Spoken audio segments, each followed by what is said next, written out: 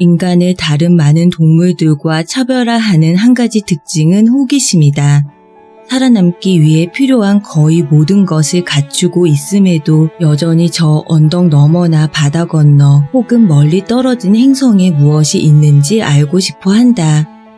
호기심은 인간이 하나의 종으로서 생존하는 열쇠 구실을 해왔지만 제대로 된 휴식을 불가능하게 할 수 있다는 단점을 지녔다. 인간은 늘 뭔가 하고 있어야 한다는 압박감을 느낀다. 뭔가 하는 것의 정의도 극히 협소해졌다.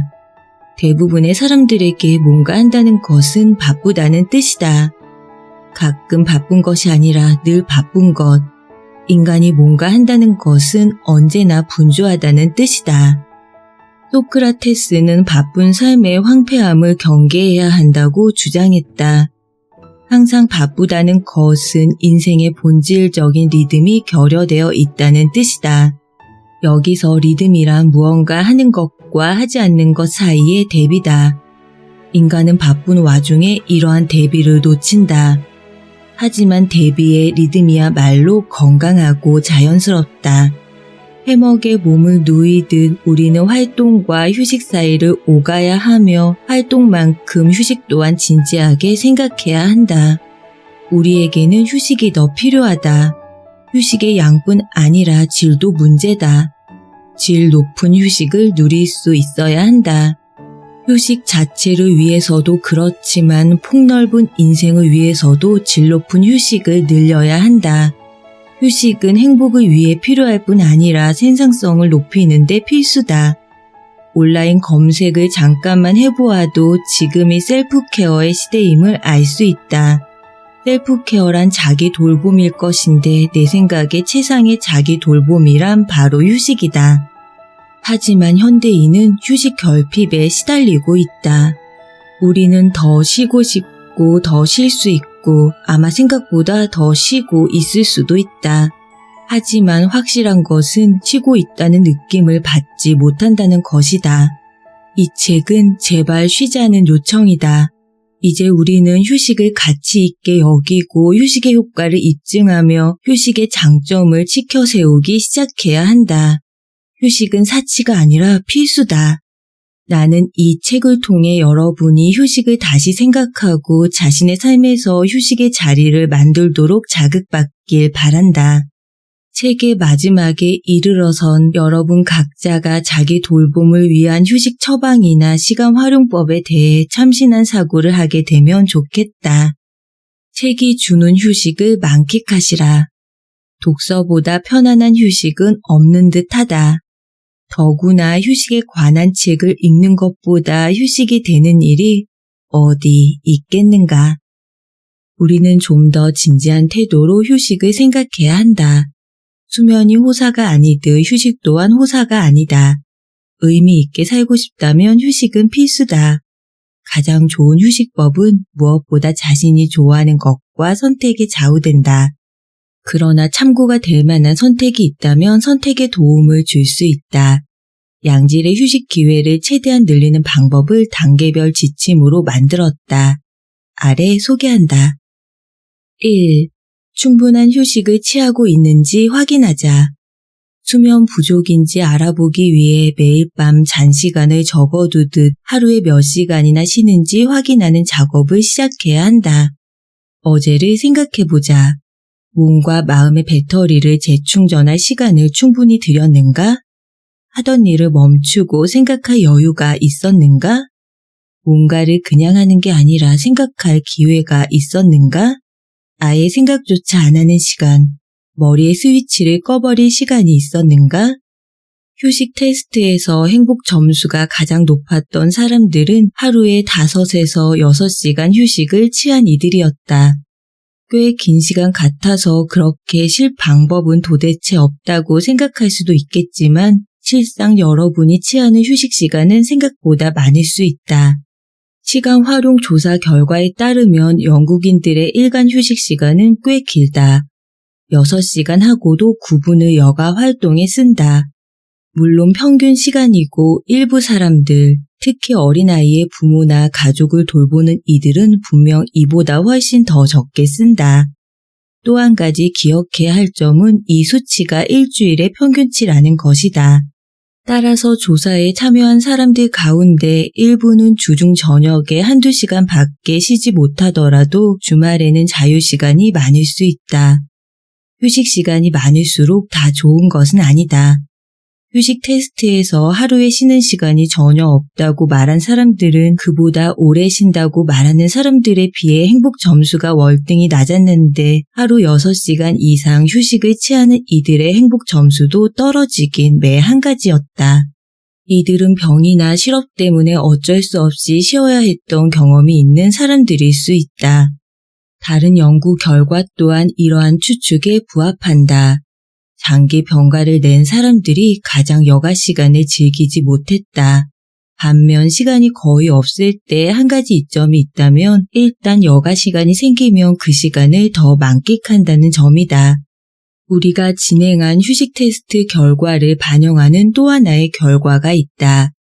시간 활용을 연구하는 조너선 거선은 여가 활동의 즐거움이 최고점까지 상승하는 것은 자유시간이 늘어날 때지만 지나치게 많은 휴식 시간은 오히려 즐거움을 다시 떨어뜨린다는 것을 발견했다. 하루 5시간이라는 최적의 휴식 시간이 도달 불가능하게 보이더라도 염려는 금물이다.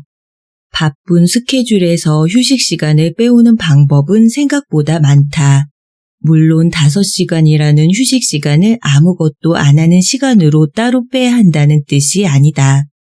식사를 준비하거나 주말에 달리는 일을 휴식으로 즐기는 사람들도 있을 테니 이들은 이 시간들을 휴식 시간의 범주에 넣을 것이다. 휴식 시간의 엄밀한 수치에 지나치게 매몰되어서는 안 된다. 자신이 충분한 휴식을 취하고 있다고 느낀다면 휴식 시간이 설사 하루 5시간보다 훨씬 적다 해도 바로 그것이 적정량이다. 2. 올바른 휴식 거리를 선택하자. 최고 수준의 휴식을 누리려면 삶에서 편안하다는 느낌을 갖는데 가장 도움이 되는 요소가 무엇인지 생각해내야 한다. 내가 이 책에서 다룬 휴식 활동들은 적절한 휴식거리를 찾기 위한 재료를 제공한다. 남들과 떨어져 있기, 몸과 마음 쉬기, 몸을 써서 마음 쉬기, 걱정을 피해 딴 생각하기, 잡념 허용하기, 무언가 성취하지 않아도 된다고 생각하기. 휴식에 쓸 위의 재료들 가운데 여러분에게 특히 매력적으로 다가오는 재료가 있을 것이다. 휴식이라는 맛난 음식을 요리하는 완벽한 방법을 고안하기 위해 자신에게 가치 있는 방법과 없는 방법을 고민해보자. 가능한 한 많은 재료를 선택해보자. 가령 운동을 휴식이라고 생각한 사람들은 15%에 불과했지만 이 소수의 사람들에게 운동은 꼭 필요한 재료다. 휴식 재료를 선택한 다음 단계는 재료가 되는 활동들을 어떻게 조합해야 자신만의 휴식 레시피를 만들 수 있는지 생각해보는 것이다. 미국에서 연구자들이 내린 결론은 학생들이 주말을 휴식 시간이라고 생각하는 핵심적인 이유는 자기 시간을 마음대로 통제할 수 있다고 느끼는 유일한 때가 토요일과 일요일이기 때문이다. 학생들은 공부를 해야 하는 것만 아니라면 주말에 무엇을 하는지는 중요하게 여기지 않았다. 공부가 아닌 다른 활동으로 꽉 차 있어도 이들은 그날을 휴일로 여겼다. 요점은 이들이 하고 싶은 것을 한다는 것, 휴식이라는 느낌이 드는 활동을 한다는 것이다. 의미심장한 결과다. 휴식의 범주에 드는 활동은 매우 다양하다. 학생들이 휴식을 한다는 느낌을 갖는 핵심은 이들이 여러 활동을 조합해 거기에 몰입했다는 것이다. 활동 중에는 긴장을 직접 풀어주는 것도 있고 공부에서 심리적인 거리를 둘 정도로만 신경을 딴 데 쏟도록 해주는 것도 있다. 중요한 것은 특정 활동이 왜 자신에게 휴식이 되거나 되지 않는지 생각해볼 시간을 갖는 것이다. 지치고 기운이 소진되었다고 느낄 때 에너지를 가장 많이 회복해 줄 수 있는 활동은 무엇인가? 짐이라고 여기는 생각과 타인들의 요구 모두로부터 진정으로 자유로울 수 있게 해주는 활동은 무엇인가? 죄책감을 느끼지 않고 타인들이 자신을 재단한다는 부담감 없이 하던 일의 속도를 늦추거나 아예 멈추게 해주는 활동은 무엇인가? 타이밍을 고려하는 일도 중요하다. 휴식 활동은 각각 상황마다 다른 효과를 내기 때문이다. 몸이 지쳐있는 상태라면 텔레비전 앞에 털썩 주저앉는 편이 휴식이 된다.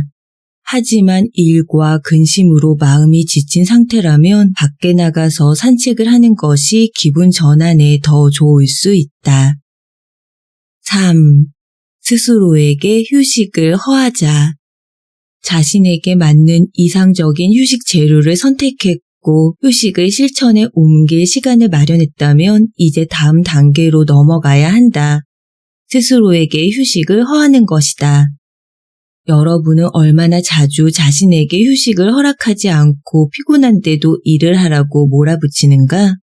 또 한 가지 기억해야 할 점은 아침 일찍 일어난다고 도덕적으로 더 바람직하지는 않다는 것이다.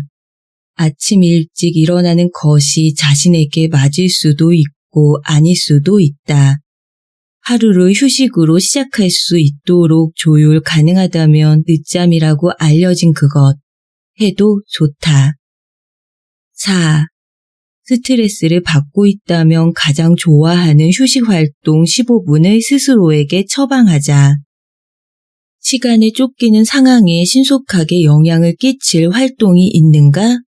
걱정에서 벗어나 마음을 가라앉힐 활동 말이다. 그 활동은 마음 챙김 명상일 수도 있고 음악 듣기나 책 읽기일 수도 있다. 과거에 나는 주중에 점심을 먹고 나면 15분간 정원에서 빈둥거리며 시간을 보냈다. 바로 일을 다시 해야 하는 상황인데도 그렇게 했다. 그 15분 때문에 죄책감이 들었다. 하지만 휴식을 연구한 뒤로 나는 작은 내 온실이나 꽃밭에서 보내는 그만큼의 시간을 내 행복감을 높이는 시간으로 재규정했다. 이제 나는 정신 건강을 위해 15분간의 정원 일을 처방하며 그 때문에 분명히 더 행복해졌다. 책상 앞으로 다시 돌아가도 그 휴식 덕에 집중력이 향상되어 일에 심혈을 기울일 수 있다. 5. 미처 의식하지 못할 때도 휴식을 취하고 있는지 살피자. 우리는 대부분 바쁘다. 정말 바쁘다. 따라서 실제로 휴식을 취하는 시간만큼은 자신이 휴식을 취한다는 것을 꼭 의식해야 한다. 휴식에 대한 의식을 높이는 첫 단계는 여분의 시간을 소중히 여기도록 의식적으로 노력하는 것이다. 쉰다는 것은 의식할 때 비로소 제대로 휴식을 만끽할 수 있다. 목표를 갖고 의식적으로 쉬도록 노력하자. 그렇다. 원한다면 빈둥거리자. 딱히 아무것도 안 하는 시간을 마음껏 보내자. 동시에 그 빈둥거림과 무의의 편안하고 흡족한 성질을 귀하게 여기자. 그 시간에 주목하고 그 시간을 가치 있게 생각하자. 소중한 휴식의 순간들이 그냥 지나가도록 방치하지 말자. 6. 낭비하는 시간을 휴식 시간으로 다시 규정하자. 시간에 쫓기고 있다면 예기치 않은 휴식의 기회를 활용할 수 있다. 기차 여행이 10분 지연됐다는 이유로 분노하고 스트레스를 받느니 그 10분을 잠깐 쉴 좋은 기회로 다시 규정하지 못할 이유가 어디 있단 말인가? 보고서 작성을 끝내고 회의에 가기까지 남는 15분을 이메일 몇 통에 답장하는 데 다 써버리는 대신 그저 조용히 앉아있거나 잠시 산책을 나가면 정말 안 될까? 우체국 앞 긴 줄에 서서 기다리는 시간을 쾌적하고 한가한 시간, 모든 것을 멈추고 잡념에 빠지고 에너지를 재충전할 시간으로 다시 정의하는 건 어떨까? 7. 바쁜 일상을 더는 과대평가하지 말자. 지금쯤이면 여러분 가운데 누군가는 이렇게 소리칠 것이다. 다 좋은 말입니다. 다른 사람들에게는 다 맞는 말일 수 있어요. 하지만 내 경우는 달라요. 긴 업무 시간, 가족에 대한 의무와 해야 할 일들 때문에 나는 정말로 쉴 시간이 없단 말입니다. 라고 말이다. 여러분의 절규가 들리는 것 같다. 하지만 그래도 나는 촉구하고 싶다. 매일의 스케줄을 살펴보고 그 끝도 없이 압도적인 할 일 목록을 어떻게 바라보는지 찬찬히 생각해 보라고 말하고 싶다. 사람들이 흔히 자신이 일하는 총시간을 과대평가하는 경향이 있다는 것을 인식해야 한다.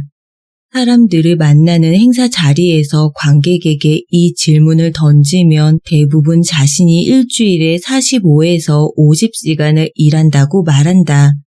정규직 노동자의 실제 평균 노동시간인 주당 39시간을 훨씬 웃도는 수치다. 그렇게 말한 사람들에게 바로 일주일 전 노동시간을 구체적으로 셈해달라고 요청하면 실제로 일한 시간이 생각보다 적었다는 것을 알게 되는 경우가 다반사다. 바쁜 일주일을 보낸 것처럼 느꼈겠지만 이틀 정도 몇 시간을 초과로 일했다 해도 매일 그런 것은 아니었다. 게다가 그런 경우 일주일에 하루 정도는 보통 때보다 더 일찍 퇴근했을 확률이 높다. 그렇다 하더라도 휴식을 취할 짬을 내기가 정말 어려울 수 있다.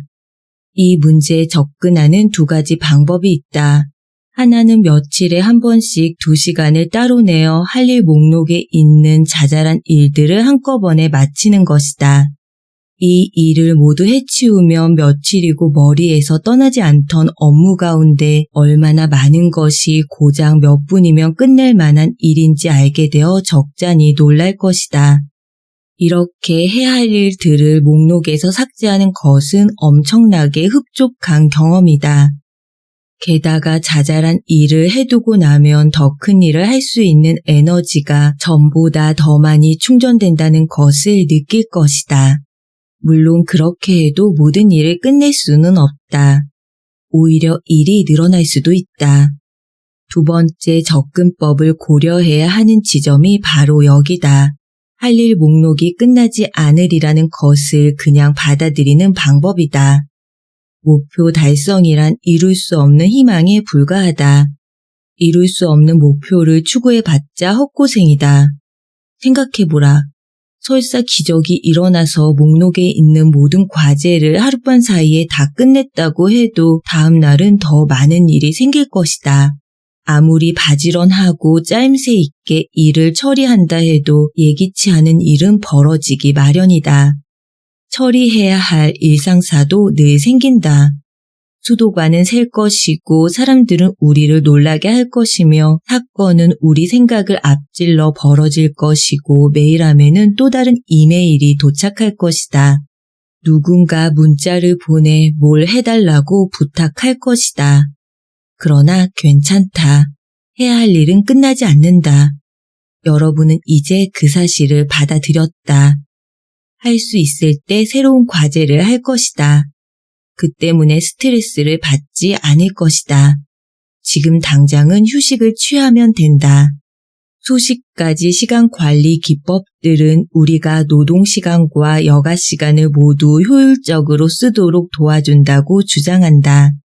그러나 경험으로 검증된 것은 거의 없으며 더 많은 일을 더 짧은 시간에 우겨 넣는 것은 본질적으로 불편하다.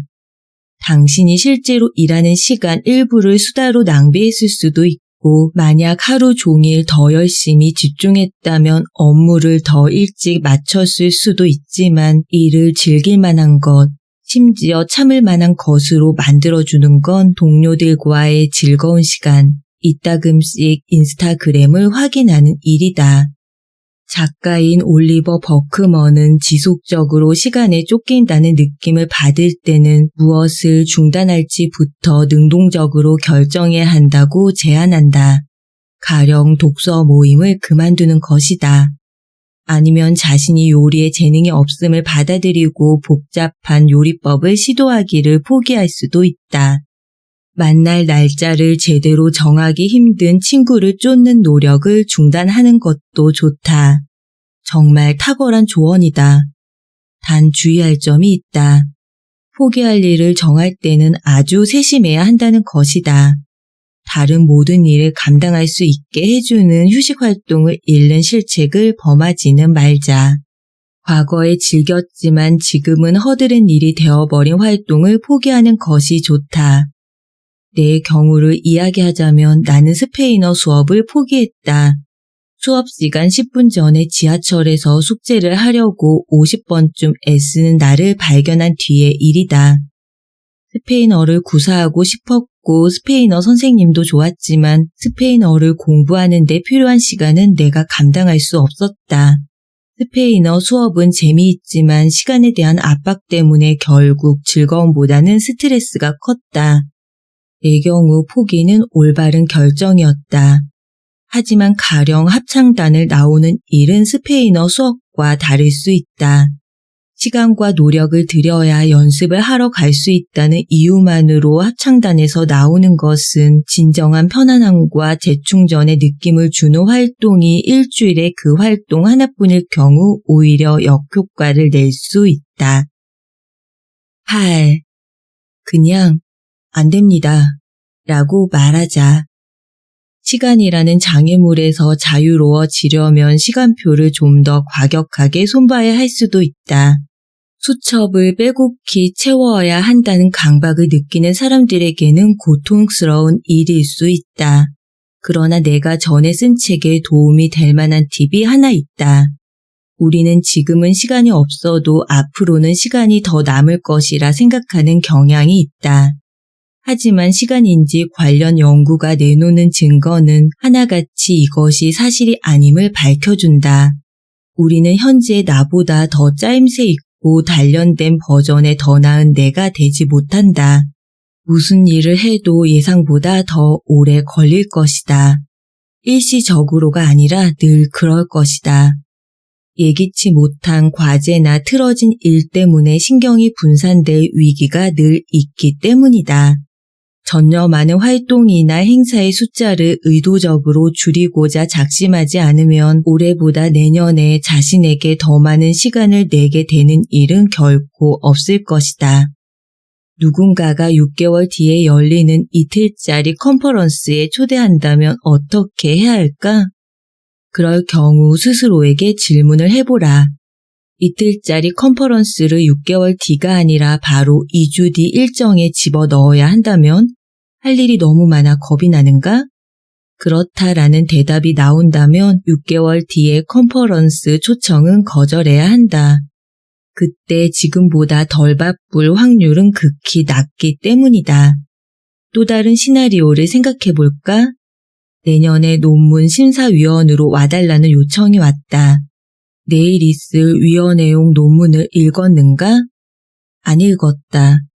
그렇다면 다른 논문의 심사위원으로 합류하는 일은 포기하자. 포기하지 않으면 지금과 똑같은 상황에 처할 것이다. 정규 스케줄을 조정하지 않는다면 일을 더 맡는 것은 불가능하다. 경험상 정규 스케줄 조정은 불가능할 확률이 상당히 높다. 9. 다이어리에 약속만큼 휴식을 반드시 포함하자. 할 일 목록을 중시하는 문화, 체계와 짜임새에 대한 욕망, 스케줄을 지키려는 마음과 얼마든지 병행할 수 있는 제한이 있다. 여가 시간을 스케줄로 만들라는 것이다. 그렇다. 좀 이상하게 들리겠지만 휴식 혹은 짬을 시간표에 넣어두자. 하루를 시작할 때 서너 차례 휴식을 취하겠다고 작정하자. 휴식 시간이 길 필요는 없다. 단 몇 분이라도 좋다. 그 시간 동안 무엇을 할지 정하고 그것이 정말 휴식이라고 할 만한 것이 되도록 확실히 해두자. 신선한 공기를 쐬러 밖으로 나가는 게 이상적이지만 건물 안에 있어야 한다면 최소한 다른 공간으로 가야 한다. 다른 부서에 있는 동료를 찾아가 한담을 나누어도 좋고 음료대로 가서 자신이나 동료들을 위해 차 한 잔 만드는 것도 근사하다. 상관이 삐딱한 시선으로 본다면 잠깐의 휴식이 개인의 행복뿐 아니라 업무 생산성에도 도움이 된다는 것을 입증하는 증거가 수두룩하다고 꼭 말하자. 윈윈 전략이다. 휴식이 진정한 휴식이 되려면 일하던 자리를 확실히 벗어나야 한다. 몇 분 동안 페이스북에 로그인하거나 유튜브 영상을 보면 쓰던 보고서로부터 주의를 잠깐 다른 데로 돌릴 수는 있을지 모르나 자리에서 일어나 모니터를 벗어나는 것만큼은 휴식이 되지 못한다. 무엇보다 책상 앞에서 점심을 먹지 않도록 부단히 애쓰자.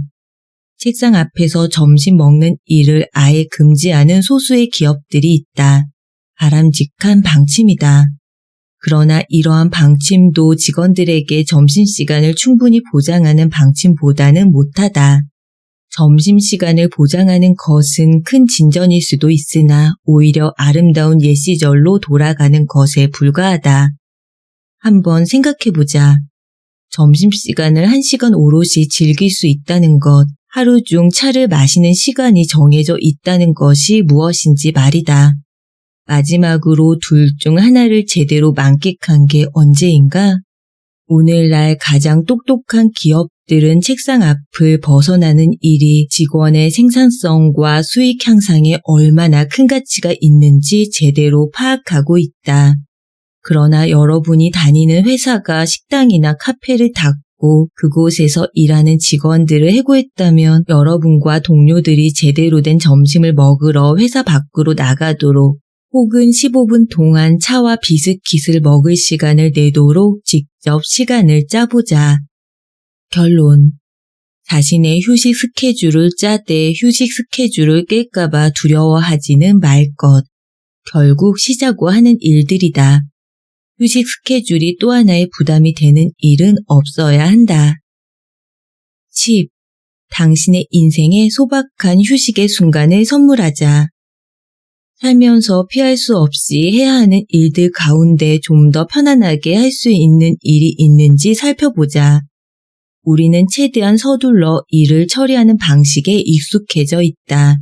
우리는 모든 일을 최대한 효율적으로 하려 애쓴다. 하지만 꼭 그럴 필요는 없다. 이따금 샤워 대신 목욕을 하면 어떨까? 더운 물을 더 쓴 것을 벌충하기 위해 때로는 상점까지 걸어가는 건? 늘 시간상 효율적으로 선택할 필요는 없다. 그럼에도 효율은 우리의 관성이 되어버렸다. 긴 경로를 택해 공원을 돌면 10분 낭비일 수 있지만 그날은 더 행복해질 수 있다. 전철에 자리가 나서 앉는 순간 이메일을 확인하는 사람도 많다. 그러나 그 또한 꼭 필요한 일은 아니다. 창밖을 보고 사람들이 사는 집의 뒷마당을 바라보면서 그들의 삶의 호기심을 느껴볼 수 있지 않을까? 가능할 때 기회를 놓치지 말고 학창시절 못했던 일을 해보자. 잡념에 빠지고 허공을 응시해보자. 뭔가를 끼적거려보자.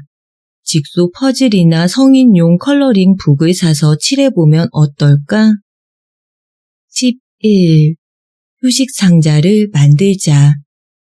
여러분이 셀프 케어라는 개념에 신봉 잘하면 다음에 제시하는 아이디어가 마음에 들 것이다. 익숙하지 않다면 인스타그램을 살펴보자.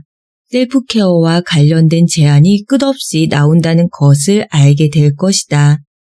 셀프 케어는 사실 대체로 돈 쓰기처럼 보인다. 나는 자신을 소중히 여기는 일의 대찬성이지만 그렇다고 사치스러운 오일이나 향초나 페이스 롤러나 목욕 베개나 캐시미어 담요나 장인이 만든 수제 초콜릿을 꼭 사야 할까? 나는 특이하고 개성 있게 노는 것이 멋지다고 생각한다. 하지만 비 내리는 월요일 아침 택시를 타고 직장에 출근하거나 2주일에 한 번씩 주말마다 스파에서 보내는 것이 정말 좋은 생각일까? 나는 즐거움을 누릴 자격이 충분하다. 내게 뭔가를 팔려고 애쓰는 사람들이 늘 하는 말이다. 게다가 나의 의심과는 달리 이들은 성공하는 듯 보인다. 셀프케어 산업은 번성하고 있다. 미국에서만 한 해 4.2조 달러에 달하는 규모의 시장이라고 한다. 과열된 상업주의가 셀프케어의 단점이라면 긍정적인 면도 적지 않다. 셀프케어 산업이 번창한다는 것은 젊은 세대가 나이 든 세대보다 휴식의 중요성을 이해하기 시작했고 휴식을 되찾고 있으며 일상의 스트레스에서 회복하기 위한 시간을 내고 있다는 징후로 보이기 때문이다. 현재 정신건강 문제를 겪고 있는 블로그들은 자신의 셀프케어를 소개하며 소소한 일상을 통제하는 유용한 방법을 일러준다. 행복 상자 채우기와 같은 조언도 여기 포함된다. 상자에 들어가는 내용물은 개인의 필요에 맞출 수 있다. 물론 행복 상자가 심각한 정신 문제를 방지할 수 있다거나 전문가의 도움을 대신할 수 있다는 말은 아니다. 그러나 일부 사람들은 이런 종류의 셀프케어를 이용하면 우울해질 때, 아니 더 본격적인 조언이나 치료를 기다리는 동안 조금이나마 기분이 나아진다고 믿는다. 이런 이야기를 하다 보니 개인의 필요에 맞춘 자신의 휴식 상자가 진정 도움이 되는지 여부가 궁금해진다. 휴식 상자에는 자신에게 가장 휴식이 될 만한 물품이 담겨 있을 것이다. 내 경우에는 코바늘과 털실 약간, 마당에 심을 씨앗, 몰입해 읽을 수 있는 단편 소설집, 긴장을 풀어주는 음악, 스트레칭 방법이 쓰여있는 카드, 그리고 아마 달리기용 양말을 상자에 넣을 것 같다. 휴식이 꼭 자리에 앉아 있는 것만은 아님을 잊지 말자. 여러분은 휴식 상자에 무엇을 담겠는가? 넣고 싶은 것을 떠올려 보자. 12. 휴식을 찾는 일을 노동으로 만들지 말자. 휴식은 전략이 될 수 있지만 휴식과 활동, 분주함과 게으름의 리듬을 일상에서 제대로 관리할 더 나은 방안을 고민해야 한다. 휴식이 또 다른 일이나 과제가 돼서는 곤란하다. 휴식을 포용하고 더 많은 휴식을 만끽하고 휴식을 진지하게 생각하자는 요청에 귀를 기울이되 과도하거나 지나치게 진지한 생각은 금물이다. 휴식 중독자가 되거나 지루한 휴식주의자가 되지 말자. 스케줄을 휴식으로 빽빽히 채우거나 휴식을 부지런히 고수해야 한다고 생각하지도 말자. 때로는 휴식조차 버려야 한다. 잘 산다는 것은 균형과 다양성과 중용을 수반하는 일이다. 예외는 없다. 휴식에 적용되는 원리 역시 동일하다. 이제 막 책을 다 읽었다면 여러분은 가장 휴식이 되는 일 1위를 마쳤다. 이 책을 읽은 것만으로도 여러분은 이미 더 많은 휴식을 인생에 선물하는 길에 나선 셈이다. 축하드린다.